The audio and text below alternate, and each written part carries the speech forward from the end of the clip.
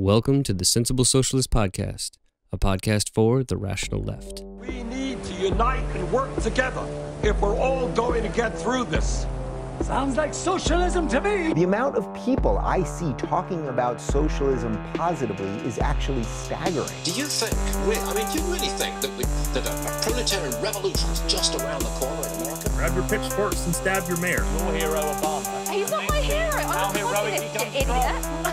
If Bernie Sanders were president, right, and he wanted to bring the same ideas as for socialism into this country, do you think that we would benefit? Yeah. But I just told you Venezuela's eating rats. But I just want people to have health care. I don't want, Same thing Hugo Chavez said. oh my god. You people have, worms in your brain, honestly.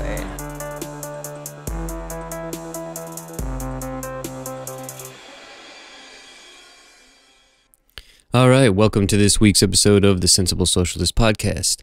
It's been 2 weeks now, so it's good to be back. And I'm your host, Kevin Gustafson. In this episode, we're going to talk about, I think, one of the main things that's going on. But before we do, one just bit of news. This week, Michael Cohen testified in front of a House committee, and it was a long committee hearing. But I think it was actually, there wasn't anything new, I guess, in the information that we heard, but it's good to hear somebody who finally doesn't want to lie and be Trump's lackey anymore.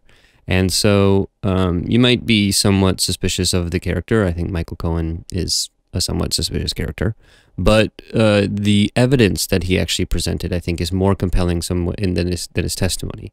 There are documentary proof of Trump's inflating his wealth and decreasing them when it comes to taxes, and basically being a cheat and a con man. And so I think the more so than the actual testimony, it's a bit inflammatory, and you have to hear a bunch of grandstanding on both sides of the aisle. But if you really want to find out more about what he really is talking about, check out the documents. They're very interesting. So that's just that bit of update. I think that was worth listening to. But now what I want to do is talk about the big event that's been announced since we've been off. The announcement of Bernie Sanders' 2020 bid. Wealthiest people are becoming phenomenally rich, but we have over 40 million people living in poverty. The very least that we can say is that nobody in America goes, The Pied Piper Bernie Sanders for the middle class. What a GOP wants to put our interests last. He's gonna give it to you raw, no hesitation. With the right ideas to lead this great nation. No handouts, no special interest groups. He don't lie to give votes, he's telling you the truth. And while the media wants to downplay him, he's still gonna fight. Tell him all he ain't playing. Push him for higher wages so we all can feed our families. All right, so yeah, the big news is that Bernie Sanders has announced that he is going to indeed run for president in 2020. So, obviously this is a much different situation than when he announced in 2015 that he was going to run in the 2016 election. And I think one of the most striking differences that you can really see about how Bernie Sanders has, in some ways, changed the face of American politics is by looking at a picture of what his 2015 presidential announcement was, which is basically he just walked up to a podium in front of 15 or 20 reporters and said, all right, I don't have enough time, but I'm running for president. And, I think at that point he was seen by almost everybody as a significant long shot. And but in the course of that campaign, energized millions of people, specifically young people. And now when you see him announce his 2020 bid, it was one of the most anticipated announcements in political life in America. And the crowd that he had at his first rally in Brooklyn that just happened over the weekend was incredible. The difference in between 2015 and 2019 in some ways couldn't be more stark.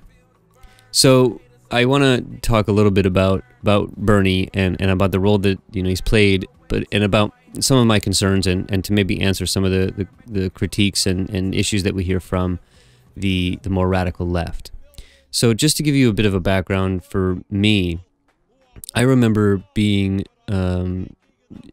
coming into socialism and these more radical left ideas when I was fairly young, about 15, so it'd be about 18 years ago. And I remember thinking, you know, has any socialist been elected to Congress?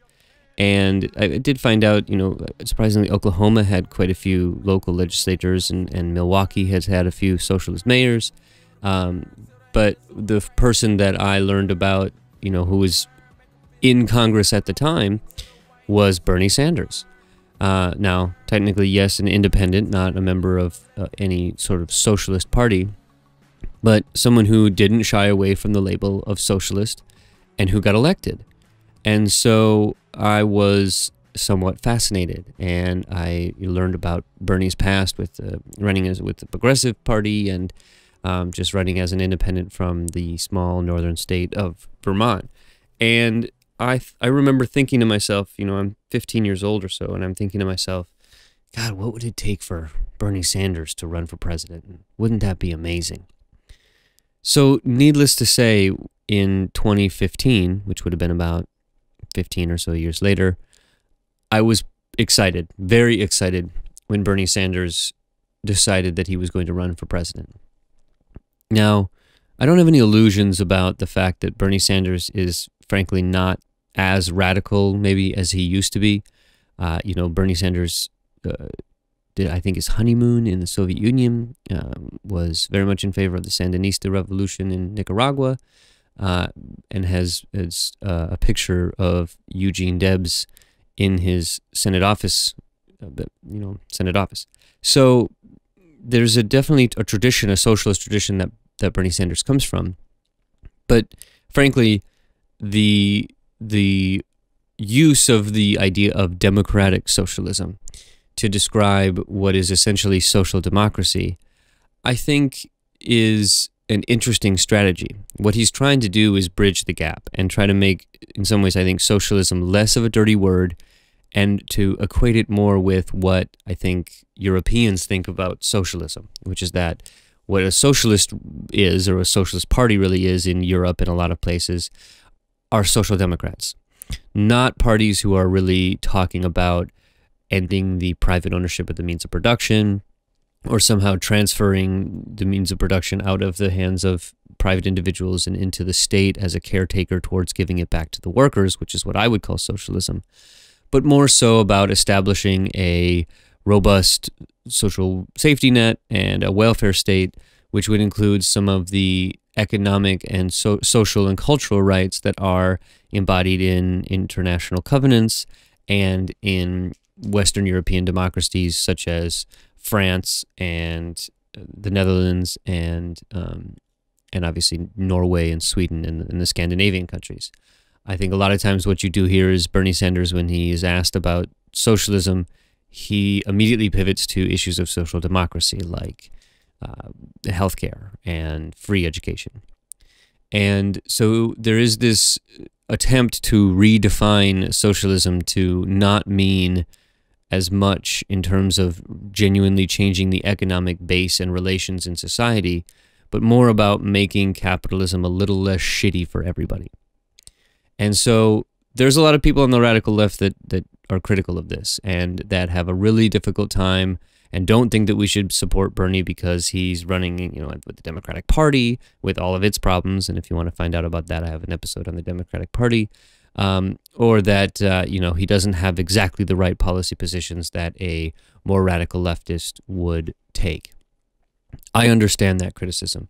I get that that Bernie Sanders is not the ideal socialist candidate. He is not talking about radical transformations in the sphere of production. That's a fair criticism.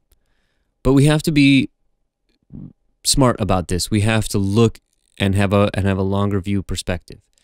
We do not have in the United States a social democratic system.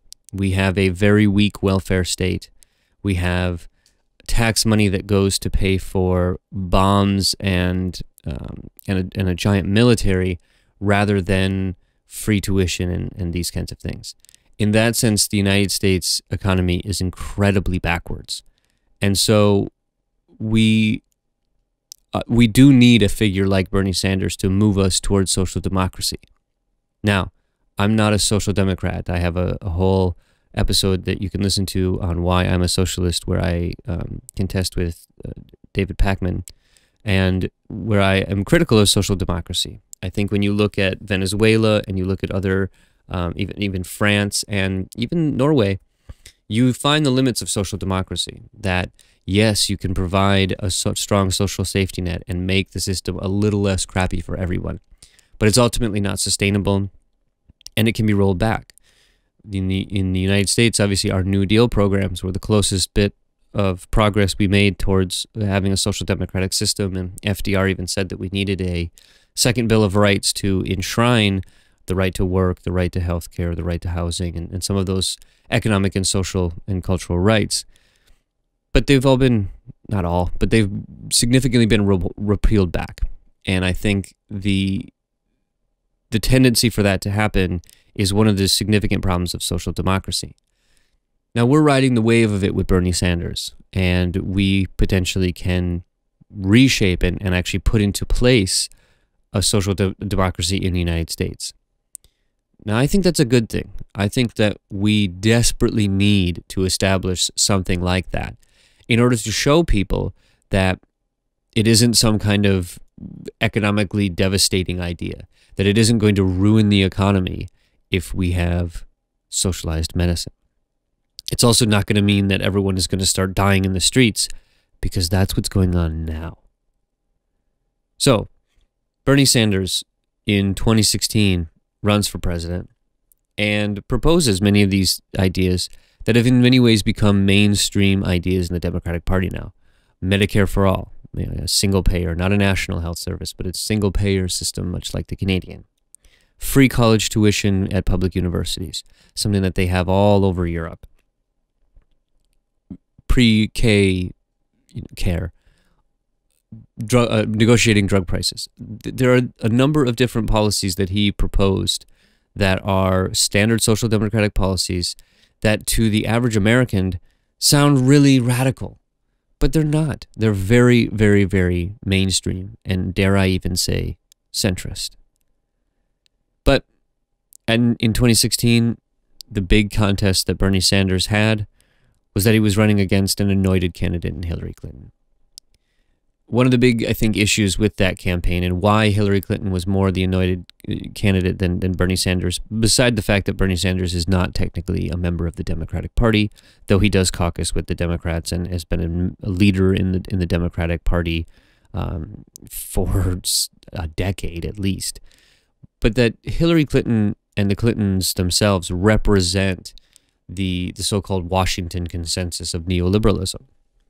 The idea that the IMF and the World Bank and these organizations are the leading forces in reducing poverty through marketization, privatization, and essentially neo-colonialism.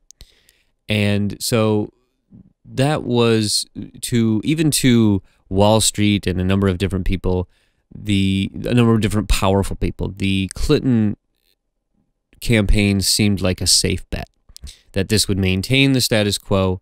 It was Bill Clinton who basically removed the old school New Deal Democrat idea from the Democratic Party. And so Hillary Clinton would simply maintain that. She proposed no major Medicare for all or single payer system. She just wanted to maintain the failure that was Obamacare.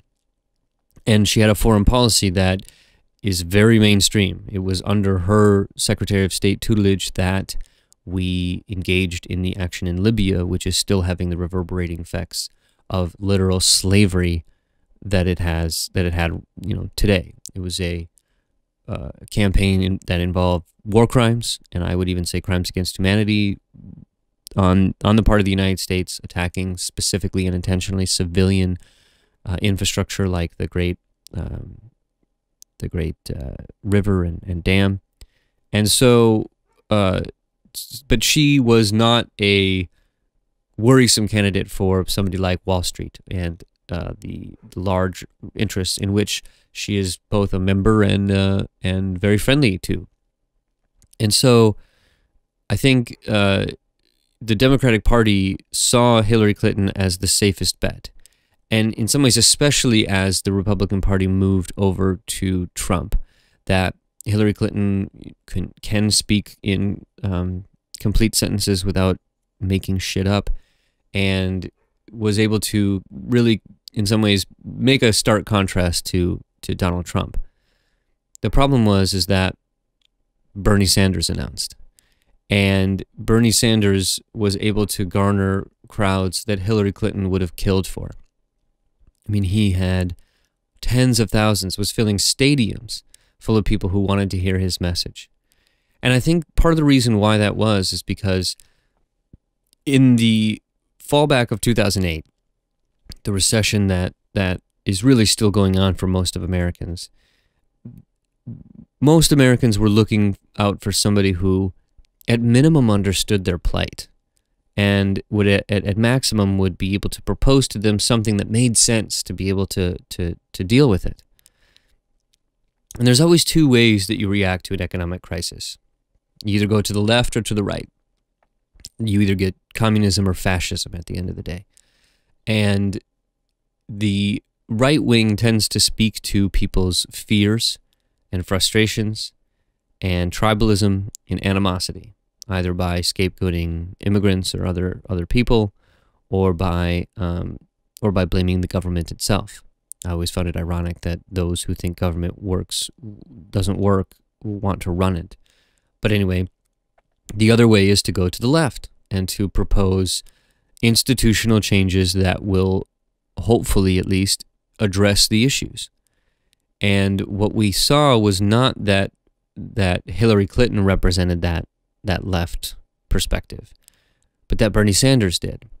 And so while you have Trump trumpeting the right-wing fascistic kind of response to an economic crisis, you had Bernie Sanders, who was an insurgent candidate in the Democratic primaries, speaking that left-wing vision. And I believe that scared the living shit out of the Democratic Party leadership, including Hillary Clinton and many of the people who felt, I think, indebted to her, and who were also playing identity politics games about wanting to make sure they had the first female president, which for them, I think, was more important than good policies and being able to speak to the electorate at which was going to elect this presidential candidate. So immediately, almost immediately, as soon as Bernie announced, and definitely as soon as he was gaining the crowds and the enthusiasm that he did, the Democratic Party sought to destroy his campaign. There were a number of different things that the Democratic Party did, including campaign coordination with the Hillary Clinton campaign, fundraising coordination with the Hillary Clinton campaign, which is technically illegal, setting out primary both debates and votes on days which were more difficult for people to actually get to. There were issues of voter suppression where people were basically taken off the rolls of the Democratic Party. And then, of course, and I think most significantly, was the issue of superdelegates. Superdelegates being members of the Democratic Party in positions of power who are able to have votes, whether they can vote whatever way they want, and to hell with the elections, that the primary elections that are supposed to be the representation of the actual will of the rank and file party members. So all of this conspired, and I mean conspired, including the likes of Debbie Wasserman Schultz and Donna Brazile and several, I would say nefarious actors who specifically and intentionally coordinated together to destroy the possibility for Bernie Sanders to get the nomination more so than Hillary Clinton. In 2016, a number of different people, and I was one of them, thought that Bernie Sanders, especially after he had the Democratic Party nomination stolen from him, should have ran as a third-party candidate. Now, there's, of course, the lesser evilism arguments about how you can't, when you're looking at a proto-fascist in somebody like Trump. You can't have a spoiler candidate like you did Ralph Nader, and I think that those arguments really came back into the fore. The problem is that Bernie Sanders is not Ralph Nader. Ralph Nader never got the kind of crowds and enthusiasm that Bernie said, and never really articulated the kind of message that Bernie Sanders articulated then and articulates now about the wealth division and the small amount of people who have the exorbitant amount of wealth, the unfair tax system, and even now increasingly more so interesting stances on international issues, which we'll talk about a little bit later. So I don't think that those arguments about Ralph Nader and spoiler candidates would have worked with Bernie Sanders. I think that would have definitely been a three-way contest. That would have been one of the first interesting election, at least since the early 90s when Ross Perot ran. But Bernie Sanders did not make that decision. Ultimately, Bernie Sanders campaigned vigorously for Hillary Clinton. And in a recent town hall he had for his 2020 bid, that was something that he took serious issue with, this idea that he didn't do enough for Hillary Clinton, and so why should the Democratic Party do something for him? It was pretty clear that Bernie Sanders had made the decision that he was not going to even potentially be a spoiler candidate and allow Donald Trump to get elected, that he was going to help Hillary Clinton in her campaign, and he, like I think a lot of us, didn't think that Donald Trump had as good a chance as he did at winning the presidency. Again, remember that Donald Trump did not get the popular vote in the United States of America and only got into the presidency because of his use of a fundamentally undemocratic system in the Electoral College. But that being said, in 2016, Bernie Sanders just shined into the spotlight like I think no other political person, maybe besides Trump, but even then Trump has talked about running for president since the 80s. That there's no one like Bernie Sanders.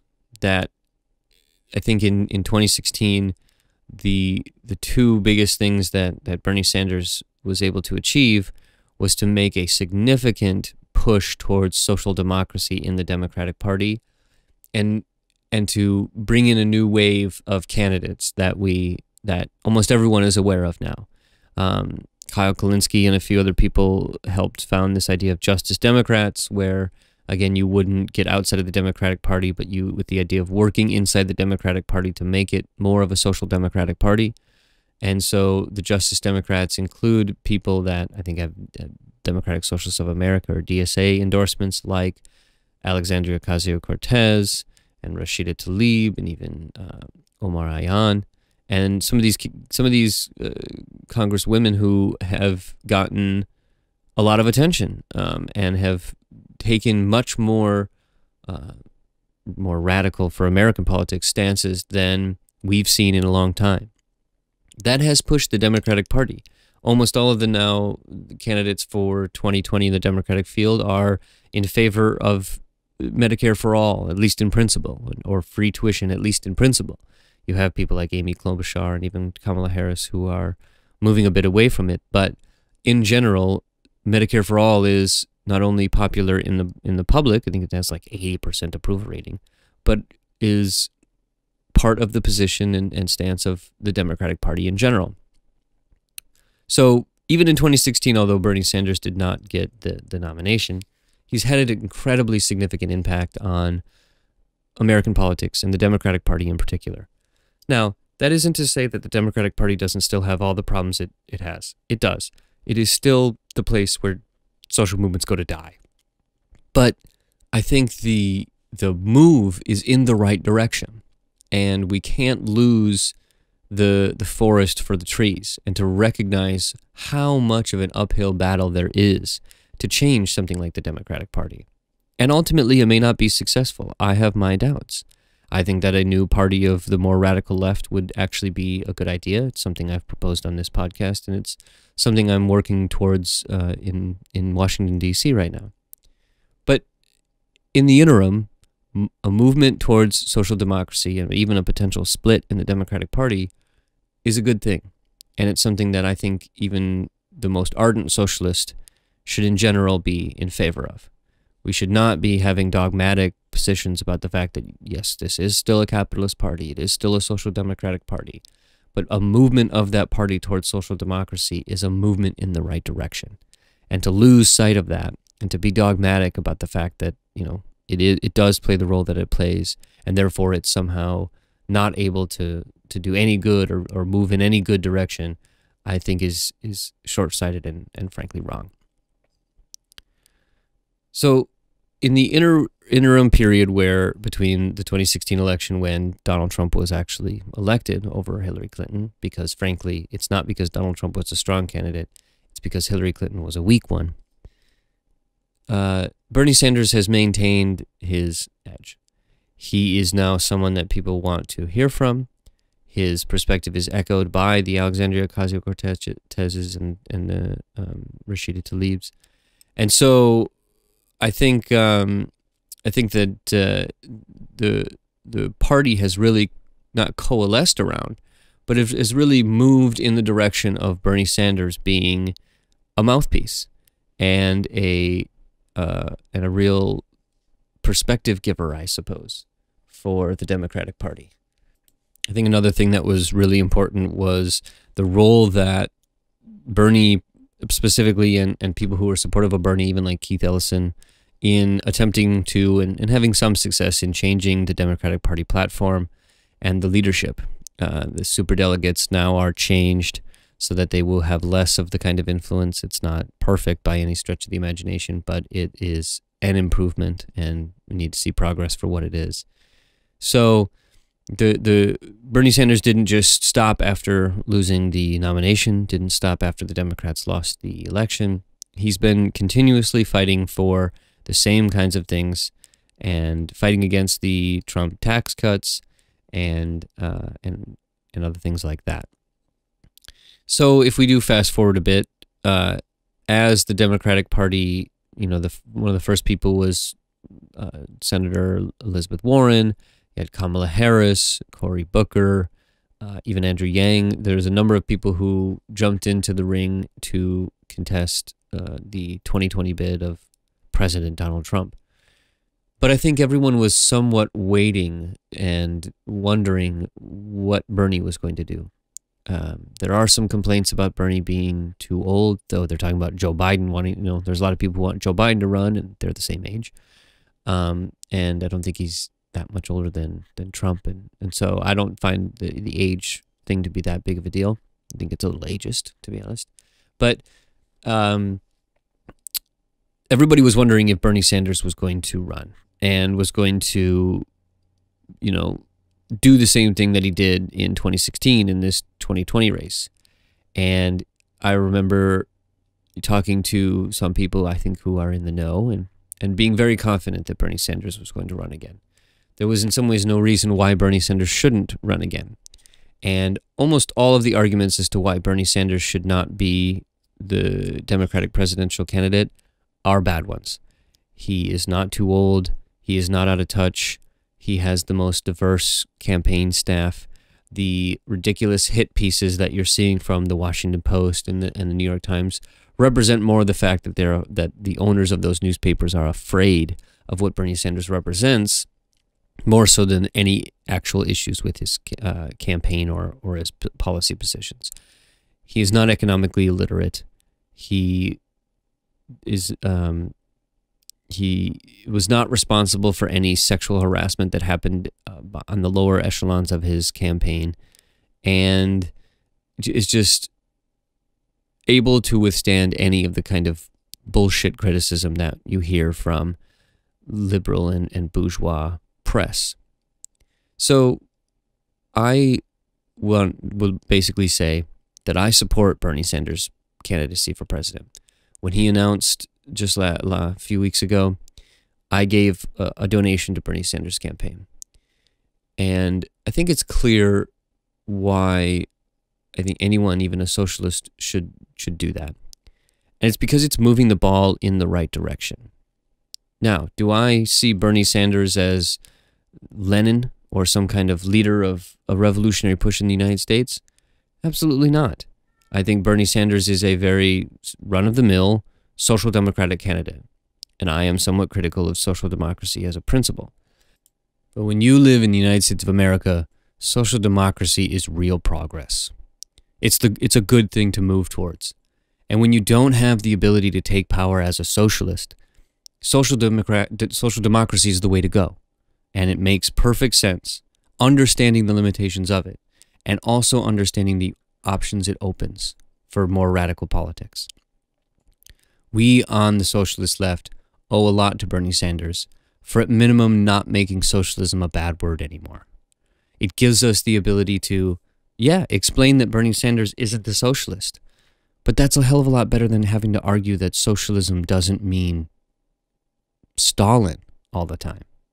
I think that that's a significant improvement that we are in Bernie's debt to. Now, Bernie isn't perfect. There's a lot of things that I would not agree with Bernie on. And it's specifically on, issues of, say, his stance on Venezuela and, certain other things. But these are, in principle, I would say, quibbles. These are not things that would prevent me from being happy to see Bernie Sanders or a Bernie Sanders delegate at the UN General Assembly or at the UN Security Council or giving a State of the Union address or being the mouthpiece towards the legislation that we want to see. We see how powerful a president can be in shaping the consciousness and the legal situation in the legislature in Donald Trump. And the consequences of the decisions that he has made and the bully pulpit that he has have been devastating. A Bernie Sanders in the same position would be the exact opposite. It would be liberating. And it would be able to show everyone both the possibilities of social democracy and the limitations of it, which is exactly what we need. We need a pressure release valve so that things aren't so devastatingly horrible for everybody, and that we can see that that isn't the way to make the fundamental fix in the society that we want. That's my position on Bernie Sanders. Is he perfect? No. Is he the right candidate for 2020? Yes.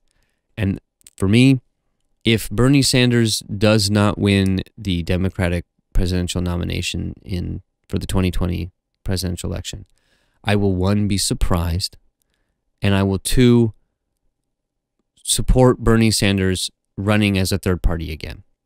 If the Democratic Party is not able to coalesce around Bernie Sanders, the most popular and best politician in the United States of America, then it doesn't deserve to be one of the major parties in the country. I would support a split in the Democratic Party.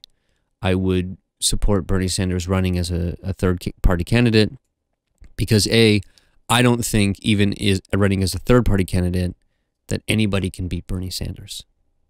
So, if you're going to vote for Bernie Sanders. Go to the primaries. Switch your allegiance to the Democratic Party if you have to so that you could vote for Bernie. Who cares? That's a bullshit system anyway.